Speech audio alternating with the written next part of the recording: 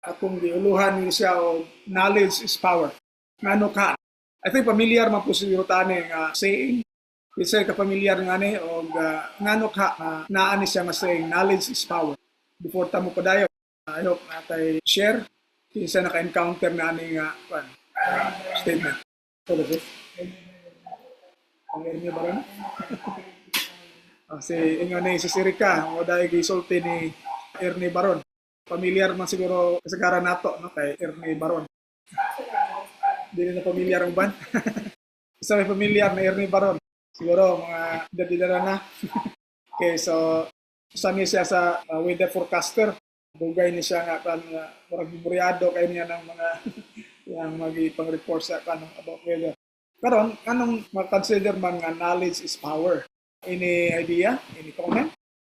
Sa secular way. Walay kan? Knowledge sir ba? Kita niyo sa advantage, for example, sa business deal. About pa ba, yung mga ka-deal, mga kuha ng businessman kay dili siya ganahan ng ano yung kamalakad. So, since you already are knowledgeable na dili siya ganahan, so, doing na proposal is taking into consideration kung sa mga dili ganahan para maka-also your advantage. Okay, so ingon ni si Sirika help na dungog ninyo. Kung sa'yo mo knowledge, murabag magamit mo to your advantage. No? So, kanang mga labi na sa mga business deals. No? So, dapat kamao kang mo naka-idea how to deal with competitor, for example, or mga business associates, for example. So, yeah, siguro, usa sa kanato is, nganong eskwela man ta. Yeah? So, eskwela ta, to gain knowledge, di ba? Muna nga, kung apply ka, kung ta nakamao ka ni, trabaho ka ni. So, labi na sa computer science also. So, yeah, it's really advantageous na kay in a sense, power kung you have the knowledge. Na ay, paano, this is a Spanish proverb, shall we say. If I remember correctly, no? Si to crees que educación es costosa, probar ignorancia. So, it's a Spanish saying. If you believe that education is expensive, try ignorance. So, when I think nakuha ko nato kani siyang idea. Now, sa secular nga paamaagi, it's really true. But of course, kung dili godly nga knowledge, delikado po because kining power pwede man sa abuse. So, natay gingon po si Lord Acton ba to? Kato siyang absolute power corrupts absolutely. So, I hope ang knowledge nato dire makita real power should be also real knowledge no kana siyang rewarding, shall we say. Dili ba nga pwede magamit to our advantage lang. So sige, atong outline. Of course, ang atong proverb, this is based on Proverbs 22 verse 12. And then I have 3 points here that will help us be able to gain knowledge. That knowledge will lead us to some kind of something. And we can say knowledge is power. So first is Bible study leads us to real knowledge. Daghan mang may knowledge pero dili sakto nga knowledge. So even real ang ubang mga knowledge can destroy humanity. So ang ato din ta is kanang real knowledge good nga that will be beneficial to us not only in this life but also throughout eternity. So muna yung importante. Kaya again, daghan kayong mga knowledge nga misuse and abuse and then it will even destroy humanity. So kani siya Bible study leads us to real knowledge. Second is knowledge helps us in acquiring wealth, or shall we say knowledge helps us acquire wealth. So, makatabang ang knowledge. And then, knowledge helps us in entering heaven or helps us enter heaven.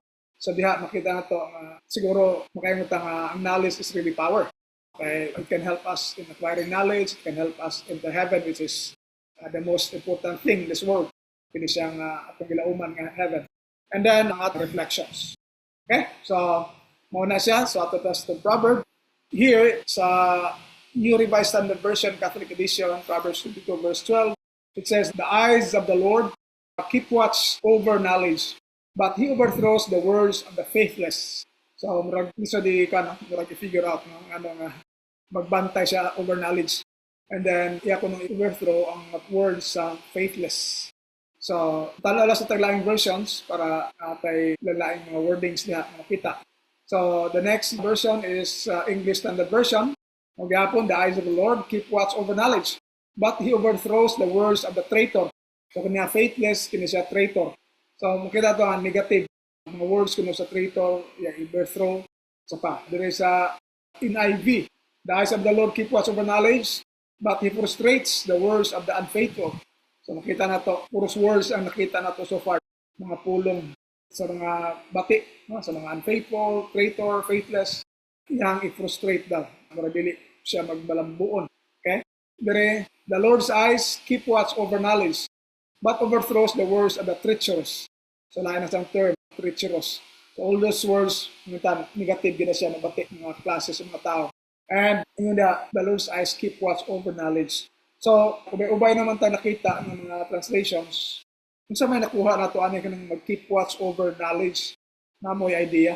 Ang marag consistent gina sa taas. The eyes of the Lord or the Lord's eyes keep watch over knowledge. So, gabantay siya sa knowledge. Sa kaya inyong nakuha ng phrase or statement. Yung knowledge ba yung gibantay sa Ginoo or maybe someone who has knowledge? What do you think, Son? Kuan sir, kanang nagbantay siya sa mga tao nga naay saktong kaalam. Okay? So, thank you, Lord. So, nagbantay siya sa taong nagkaalam. So, there is a translation na murag, parang yun, nung lisod siya, kay murag knowledge ang iharang ibantayan. But, kung tanang na ito, ang contrast niya dre, no? Overthrows the words of the treacherous. So, makita sa nato siguro, no, nga katong mga taong na knowledge, siguro ihagi ang tabangan. Kanya, kung sila nato sila knowledge, pero treacherous, faithless, diba? Sa akong mention kanina, dili man yun tanan ng mga tao na gamit sila knowledge positively. Na may uban nga destructive gani ilang knowledge. So, it could also be, I don't know if you will agree with me, nga iyang gibantayan ang tao sa iyang knowledge. And then, kung dili siya maayong tao, most likely, dili siya taga-ag chance sa Ginoo ba. Makanapitang mo dominate na siya mo, siya naging mo daog sa dan. Kaya kining words dire, it could be the words of katong taong may knowledge, no? Pero use siya in the wrong way. Okay, treacherous ko na siya, kanina faithless, traitor. So mga nga mabudhion. So, posible, magibantayan sa Ginoo, kung unsay nakuha na itong knowledge, na kung atong gamiton siya sa paagi nga di maayo, ang atong mga words diha, kay ang knowledge normally is sometimes expressed in words. No? Diba? You cannot say something if you don't know anything. So, I think mga words ani ipalpak sa Ginoo. Yang panulti. Dili mo sakar o dili mo daog. For example, even in court, something like that. I don't know agree mo ato, but if you have some other insights, please share ko. Aside from itong ganina, so namoy laing insights nga nakita dire. Wala, kamo dire. Kasi namoy ka-share. Wala man. So, anyway, atong tanawon po ang ubang translations later on. But there again, it appears nga nagbantay siya sa knowledge nga nakuha sa tao. Nga, ingon niya, but iyang i-overthrow, dili niya tagaan o kangyod ka na siyang imong fruitful ang mga words sa mga dautan. Let's just add some versions. There, the eyes of the Lord preserve knowledge. So lahi siya nga concept, preserve knowledge. And the words of the unjust are overthrown. Medyo pare-pareha kanina, i-overthrow niya ang words of the faithless, traitor, unfaithful, treacherous. So, kining second part, mga gapon, words yung gamit sa mga unjust kuno i-overthrow. Iyang i-preserve. The eyes of the Lord preserve knowledge. So, maraglahi siya sa keep watch over knowledge. So, kini, sa inyo yung kastoryan niya, basig damay ka kastoryan niya. Sa naging nga, the eyes of the Lord preserve knowledge. This is from Douay Rheims, American Edition. Anything that you can share? Damay comments? Anyone? Wala? So is this also possible na niya i-preserve niya katong taong na knowledge? Of course, sabi na akong knowledge nga sakto, kayang i-preserve. Posible sad, nga na, no? Or pwede sad na ang knowledge nga nasa tao kung sakto, and then that will be a way na mapakita sa mga unjust nga ang ilang words dili gyud o daog sa lise. Diba? Pwede sa nga na ang aspect. So, based on the different translations, dilalain ang iyang shade of meanings. It could be, again, nga, ang iyang i-preserve ang tao nga may knowledge. So, in case na yung mga, for example, mga kaso-kaso, then, tabangan niya, yung katunay knowledge nga, mapildi ang katong mga unjust. So, that could be the pan. Another thing also, kato, so, ang knowledge mo show sa mga sayop. Let's have another version. Dire, the eyes of the Lord preserves knowledge, but He overthrows the words of the faithless. So, balik na sa ng faithless. The eyes of the Lord preserve knowledge na sa dili ka tong keep watch over knowledge. So, mamaharas sa gyapon. Dire sa American Standard Version, the eyes of Jehovah preserve him that hath knowledge, but overthroweth the words of the treacherous man. So, dire makita na to nga katong usa sa atong i-assume na meaning naa sa American Standard Version. Yang gi-preserve ang tao nga dunay knowledge. So, in what way? Siguro muna itong tulaang po sa next. So, there again, the eyes of the Lord preserve him that hath knowledge, but he overthroweth the words of the treacherous man. There, instead of preserve, protect, the eyes of the Lord protect knowledge, but he overthrows the words of the treacherous person. So, balik yap. So, there, protect o preserve, pareho regapon na sa katong ganinan. Kay protect o preserve pareho naman, so pwede sabi nga i-protect niya katong mga taong may knowledge. Kana, kung nga na ang situation, then kaya knowledge is power. Kaya ang Ginoo maoy mo, protect sa katong may knowledge. Sa New American Bible, Revised Edition, the eyes of the Lord watch over the knowledgeable. So, kung knowledgeable, meaning ang tao. So, katong usa sa meaning na to ko itong watch over kanina, naapugidi ay siya version, wherein nag-says nga, the knowledgeable or the person who has knowledge. Diba? Nga, dire, masay medyo lahi ng wording sa second part. But he defeats the projects of the faithless. So instead of words, kato kanina, puros man to words. I-group na ko sila, puro words. Dire, dito sa words, but projects. So dire, mga trabaho na, no? Binagto na siguro.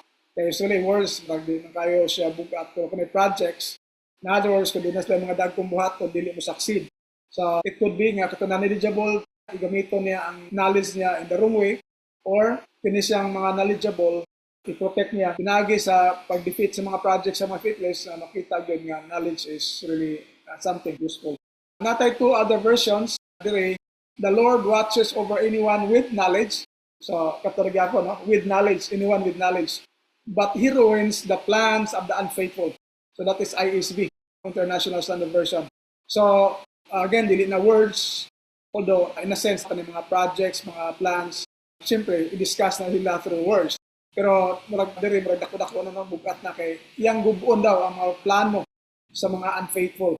Okay? So, it could be unfaithful nga with knowledge or unfaithful good nga no knowledge. Again, dili kayo clear ang meaning yun. Kanina ato hindi pang assume nga it's the person na knowledge. Karon na ato mga verses nga posible nga it's the person with knowledge or knowledge itself. Another version, last na to, is the Lord preserves those with knowledge. So again, ang tawag ating pasabot, the Lord preserves those with knowledge, but He ruins the plans of the treacherous. So, din siguro makayunta nga knowledge is power. Kaya nga, the Lord preserves those with knowledge man. Kanya, He ruins the plans of the treacherous. So, diya makita na to nga mo fit sa atong gikuha ganyan ang title nga, knowledge is power. Kana ko nang Ginoo mo protect nimo, mo preserve nimo. So, kung sabay buhatos mga dautan, doon na ba sila plot, doon sila plans, or whatever projects against us, diha, makita na ito nga i-foil na sa Ginoo. Diya ko nang i-ruin. Gupo niya ang mga plano sa mga taong treacherous. Okay, so napamoy laing i-add, kasi namoy mga good insights. Seeing the different versions na ato nang ipakita. Namoy ikasulti, namoy ka-add or some insights.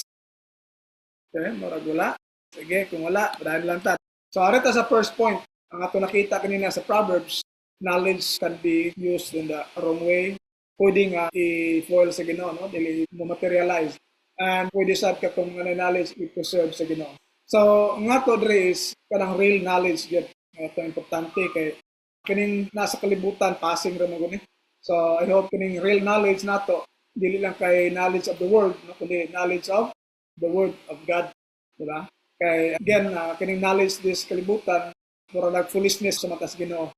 Sa 1 Corinthians pa, ang wisdom of this world is foolishness with God. So, kanang knowledge of this world could help us in some way, pero mas mayo ang real knowledge. So, and the Bible can help us obtain that real knowledge. There is a Proverbs 18:15, the heart of the prudent acquires knowledge. So, katong mabinantayo, yung niya makakuha siya knowledge. Siguro na-discuss naman natin isa previously. So, again, kung magbantay ka, normally, hindi ka basta-basta ang masayop. And then, of course, makakuha din ka o knowledge sa imong observation. Yan dia, the ear of the wise seeks knowledge. So, kato mga wise daw kuno, nangita po og knowledge.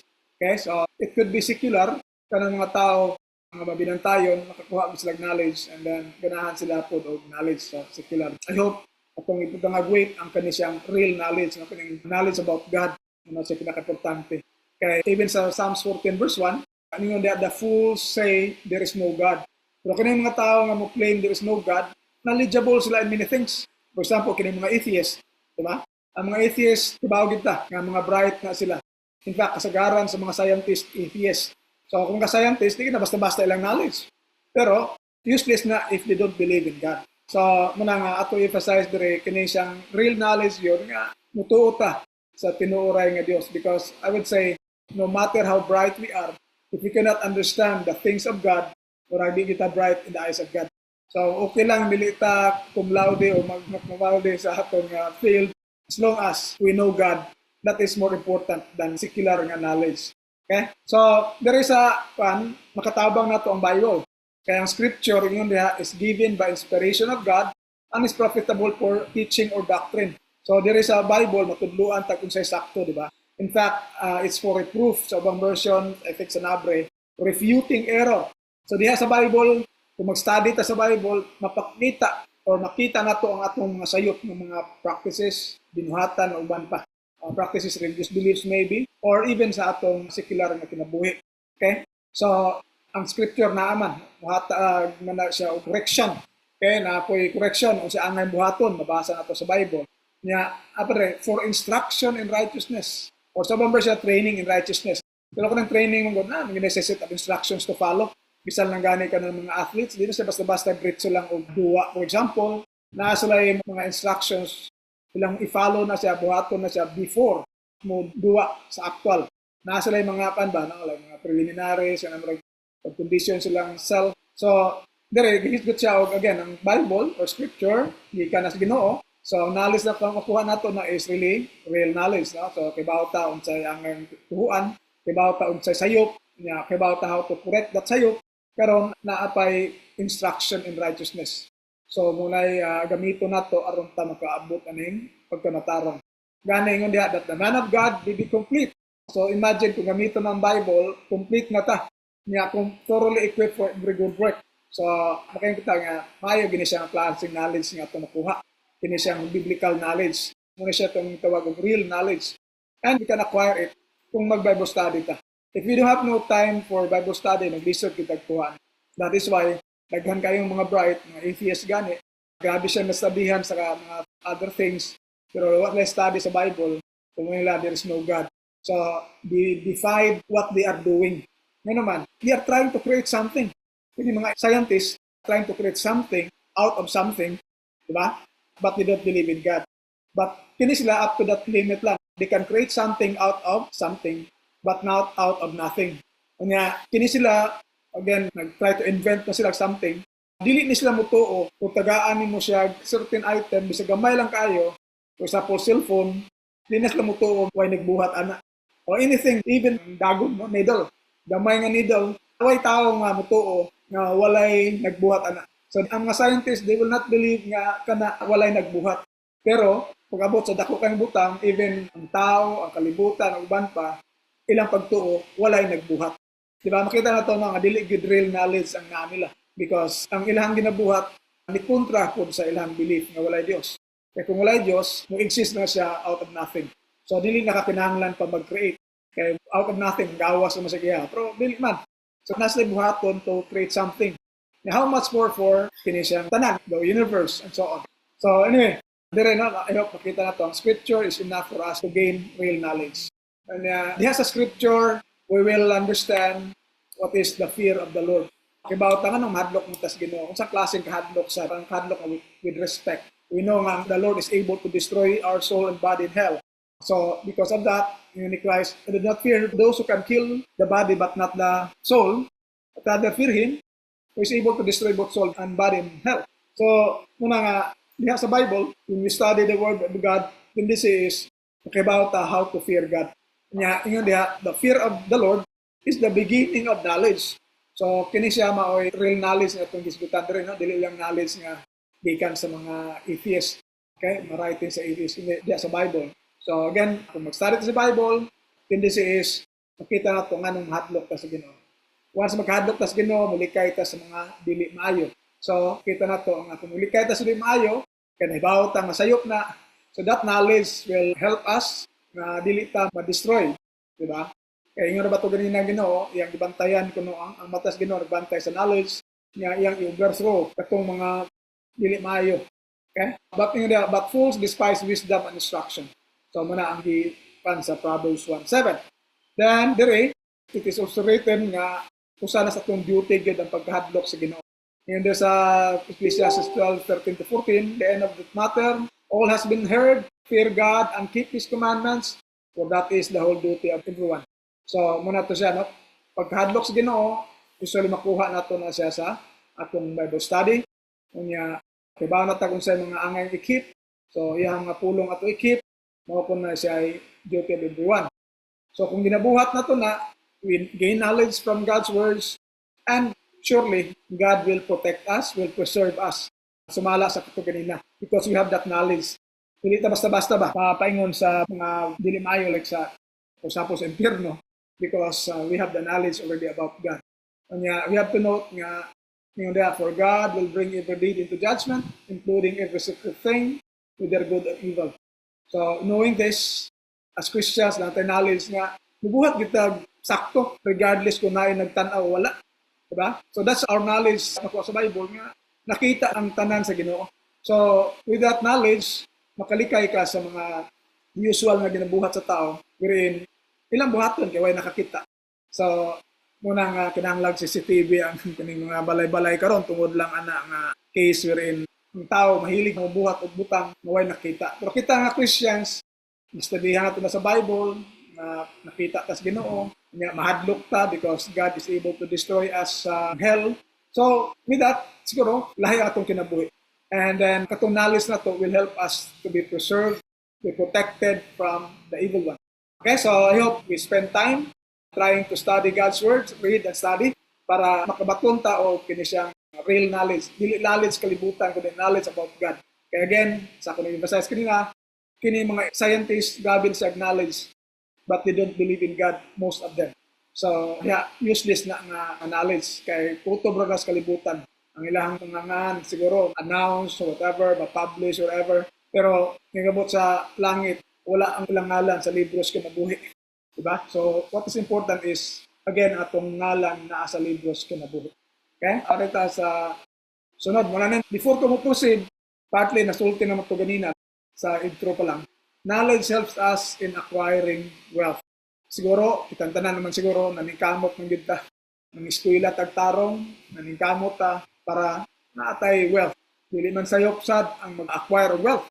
Because Abraham was very rich, Solomon was made rich, and other examples sa Bible. So, dire, knowledge helps us in acquiring wealth. Let's have katong real knowledge na to. Dili lang siya any knowledge.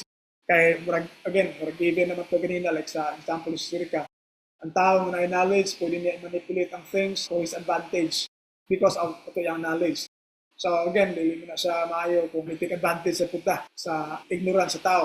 May uban nga sa in the past, example, mga dato versus mga tao nga ginigrado. So, daghang kay na biktima before nga magawas nga ang ilang mga yuta naa na silang tao, na nakapangalan na silang tao kay pirma or kanang thumb mark pa. Kay di ka mamusulat lagi, thumb mark lang. Wakibaw nga, wala day.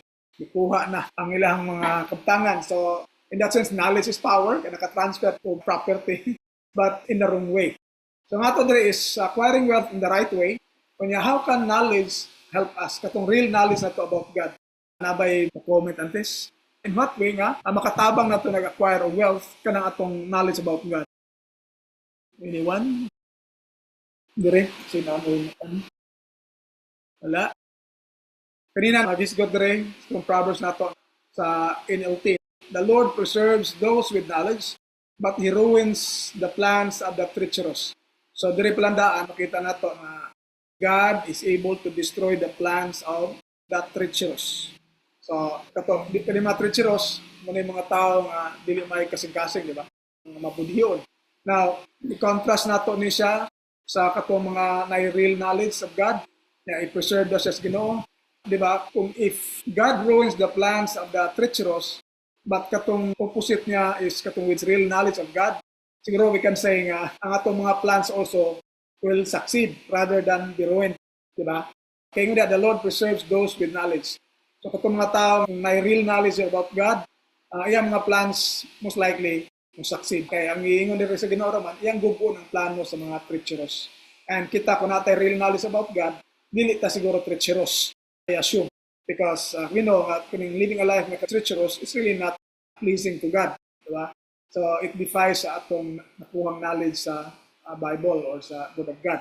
So I hope diri palandaan na natay gamayng idea nga kung kita naatay knowledge about God yun, malamang God will establish rather than ruin ang atong mga plans. Now, that will lead to blessings, diba? Acquiring wealth. There is a Proverbs 1:7 kanina, the fear of the Lord is the beginning of knowledge. So, kung kita naatay knowledge na, nagkahadlok ta sa Ginoo pod, kaya sahigod kung nagkahadlok mo na diya ka baton ng knowledge. Hadlok ka nga mo din ng Ginoo, nga capable di ang Ginoo ani. Dapat may bawat ta kung unsay dili ganahas Ginoo, unsay ganahas Ginoo, di ba? So with that, kung naghadlok na ta sa Ginoo, malamang di na ta mo involved in kanang mga butang nga bati. So kana sabi siya that will translate into wealth. Ari sa Psalms 1 verse 1 and 2, nabasa na to. Happy are those who do not follow the advice of the wicked. Di ba katong hadlokon sa Ginoo, dili naman sila mo follow atong advice of the wicked, or take path that sinners tread, or sit in the seat of scoffers. So makita nato din happy, malipayon, katong dili na mabuhat o mga bati. In other words, katong hadlokon sa Ginoo. Di ba, ang hadlokon sa Ginoo, dili na siya mosunod sa advice sa mga dautan. Dili na siya mosunod sa ginabuhat. Pag pumaagi sa mga sinners, dili na siya sundon. Dili na siya magkauban sa mga dautan. But in that their delight is in the law of the Lord. So rather than ato siya dito maminaw mga advice sa mga dautan and so on, ang iya is malipay siya na law of the Lord na lang iyang basahon. Iyang i-meditate day and night. Diba? So kini siya, nganong happy man, na siya reason. Nganong happy kung nili ka mo follow ani. Normally unta, kung mo apil-apil ka ni dream, rag na ang kalipay. Pero di man na real happiness. Sama ra po na sa dili real knowledge. Diba? Dili man ni real happiness. For example, kanang uban mag-inom. Pawa daw sa kalaayo, sa padiha. Pero ni kaugma, sakit sa ulo, sakit pang bulsa. Yeah? So, kinidire, happy daw. So nga naman, verse 3, they are like trees planted by streams of water. So we expect diha palandaan na sama ta sa mga kahoy kuno nga gitanom diha sa gadaday nga tubig. Expect dito lang nindot na siya klase nga kahoy. Kay dili mamatay dayon ba kay na may tubig. Na may supply, niya which yield their fruit in its season. So sa panahon nga tigbunga na, dili gid mapalpak yung pagpamunga. For example, kining lubi, of course, sa gamay pa, di pa na siya mamunga. Once mamunga na siya, magsige ra gid siya pamunga. So marag dili seasonal kay throughout man, unlike sa lansones nga seasonal. But makita na to nga kanang lubi nga naa dool sa tubig, mas daghan gid siya bunga, magsige siya pamunga. Ang katungkan, naalay mabuhi pila ka buok. Again, dili mo siya seasonal, every palak na mutubo sa iyang pamba. Naaman na siya corresponding, I forgot the term, kanang ilang himong sanggutan gani. So, nana sila kada usa na. So, muna kung magsugod ang pamunga na siya, every pam niya nga ma-form, naagan na siya sa tao na, kanang mahimong butay kung malaya na.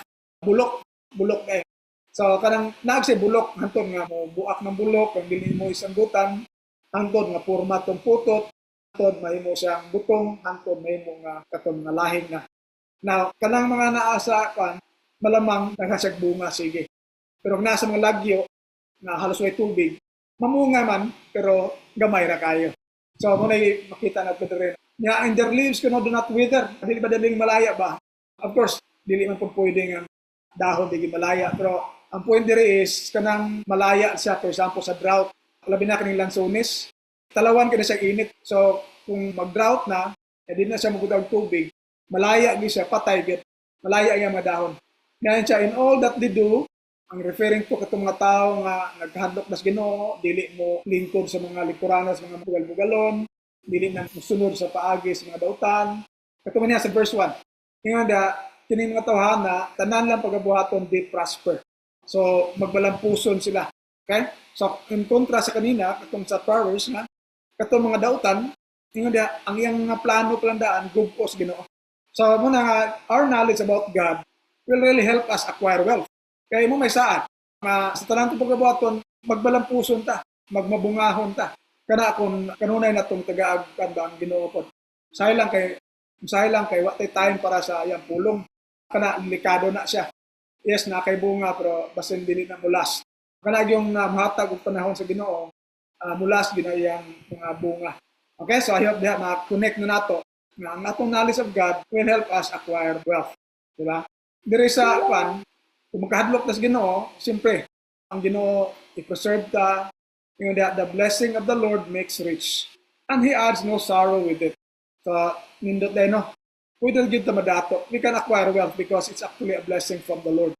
Pero makuha na to ni siya, just like Abraham, na grabe ka faithful to God, then, nadato siya. Diba? So, I hope makuha na to. Again, katong real knowledge ito, knowledge about God, will help us in acquiring wealth. So, then lastly natin Proverbs 24. Proverbs 24, 3 and 4, muna itong mabasa. Through wisdom, a house is built, and by understanding, it is established. So, katong godly wisdom na siya, balay ko tukod, pinagi sa understanding also, is established. By knowledge, the rooms are filled with all precious and pleasant riches. So, kita na to na ang atong knowledge about God can really help us. By knowledge, diba natong real knowledge, the rooms are filled with all precious and pleasant riches. So, I hope nakuha na itong point karon. Knowledge is really power. Power to get wealth. Diba?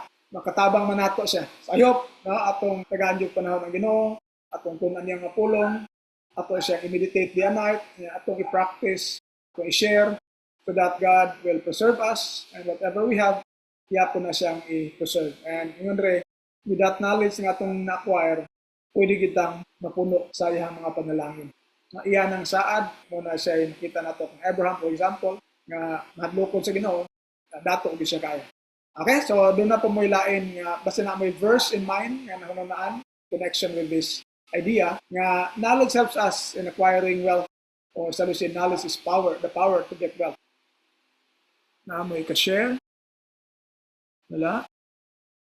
Sige, parin na ta sa sunod nato. Knowledge helps us in entering heaven. So there is no greater thing in life nga atong itingwaon other than this entering heaven. Diba? Useless ta na natong under kalibutan kung di ta kasod og langit.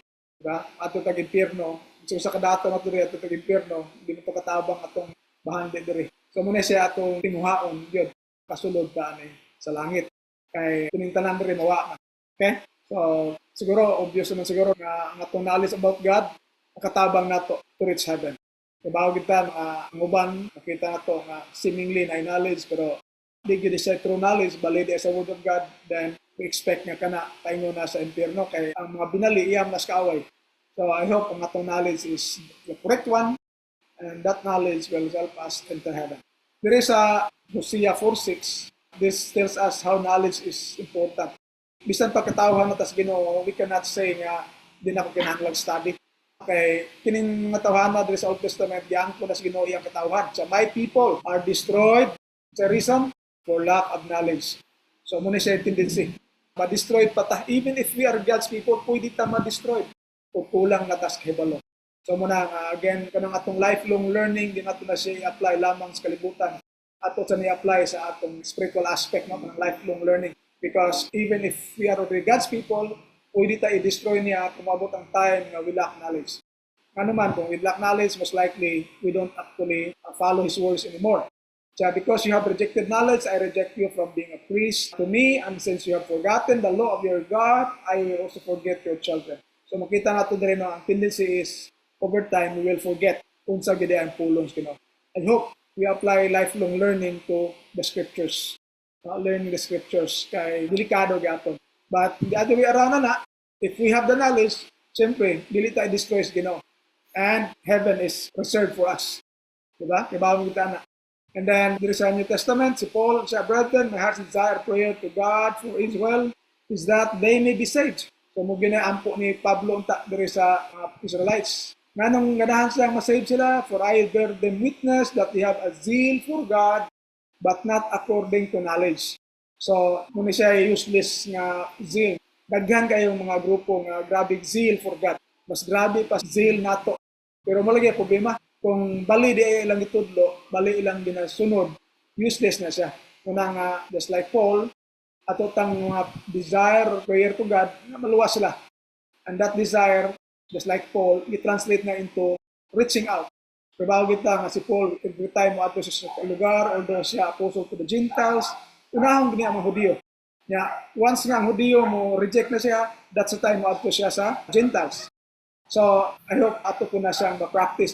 If we really care for our kaigsunan, dunay zeal for God, pero not according to knowledge, I hope ato pong i-desire silang masave, ato i-share nila, ato sang i-ampo, of course, no? And then, mas save sila by listening to the words of God, which is katong true knowledge, not just any knowledge. So, ang tendency ng God is, kung wala na sila kahibaw sa paagis Ginoo, katong wrong way ang ilang God, for example, nilang faith alone na lang, pili na kinahanglan baptism to be saved. Diba? Kung may common kay karon, masave ang tao sa word baptism. Nga, nakita mo sa Bible nga bali man na. So sayang kay ilang zeal. So tungod na kay wa sila masayod paagi Ginoo, naghimo sila ila. Munang ang ilang paagi isang kamot or sa padiha nga mga like altar call, whatever means nga dili ang i-prescribe ni Christ. So muna nag-establish lagi ilang kaugalingon pagmatarong, they have that submitted to the righteousness of God. So kana kung wala lang zeal pero way knowledge, imposible maabot sila heaven. Okay? Imposible. Otherwise, Paul would not have prayed and desired nga kini sila maluwas. Diba? Kung naanamalay zeal for God, then okay na. Diba? Kung makalangit na ito nila, no need na for Paul to desire and pray to God nga unta maluwas sila. Pero klaro nga iyang i-desire, iyang i-pray to God, nga unta mas luwas sila kay sayangan siya. No? Kaya ng reason sa verse 2, for I can bear witness that they have the zeal for God, but not according to knowledge. So, wrong knowledge to siya. Although, religious knowledge to siya, pero kung sayop na, useless yapon. So, I hope kung real knowledge will help nato is katong tinuray nga knowledge yun that will help us into heaven. Dere, samtang napatadres kalibutan, we can even share sa divine nature, Ginoo, through our knowledge. So, sumala dere, ang Ginoo naghatag ng His divine power has given us everything that is needed for life and godliness.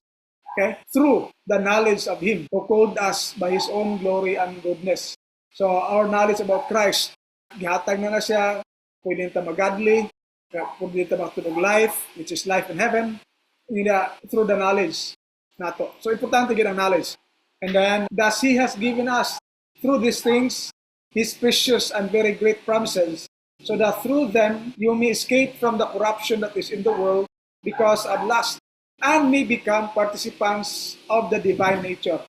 Or sa ibang version, partakers of divine nature. So, ng Word of God, ato knowledge about Christ, ingon dere, makaparticipate ta sa divine nature gani.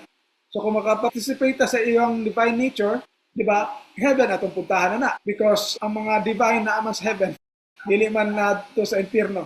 So, I hope nakuha na ito mag-igsunan na knowledge will help us in entering heaven.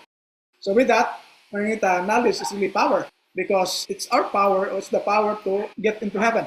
Kanang real knowledge. Okay? So, I don't know na pa mo ikadugang, na pa mo i-share. Okay? So saan naman ito na, no? Again, una is, may Bible study will lead us to real knowledge. Knowledge that believes in God. Hindi lang knowledge sa secular nga, grabbing knowledge, but we don't believe in God. And then, next is, kining knowledge, na makuha na ito, original, real knowledge, can help us acquire wealth. Nakita na ito, I have given verses and the logic behind it. And then next is, kinisya, knowledge helps us in entering heaven. So, kaya ang knowledge na ito, kung ito ginasya apply, makaparticipate ta or makapartake ta of the divine nature. And we know, again, heaven is for those with divine nature. Okay, so, kung wala may add, paritas itong reflections. Una, do we allot some amount of time every day just for reading and studying the words of God in the Bible? So I hope ato na siyang naon because kung dili, basin we might gain so much knowledge of the world but not knowledge about God. Next, do we believe that God can give us wealth by the godly knowledge that we have? So I hope na-establish na ko na ganina. In fact, there's a proverb, Proverbs 24 verse 4, and nga, by knowledge, the room is filled with the precious and pleasant treasures. Okay? And next, do we believe that by our knowledge about God, we can partake of His divine nature and will be with Him forever? So I hope ato nang gituhuan. And with that, kung nag-fall short sa atong mga reflections, it's now high time for us to study God's Word, live according to His words, and then avoid katong mga idols. And then hopefully, mananatili ta faithful, and we always partake of His divine nature so that we will be with God forever in heaven. Okay, daghang salamat. I hope natin na po karon gabi una.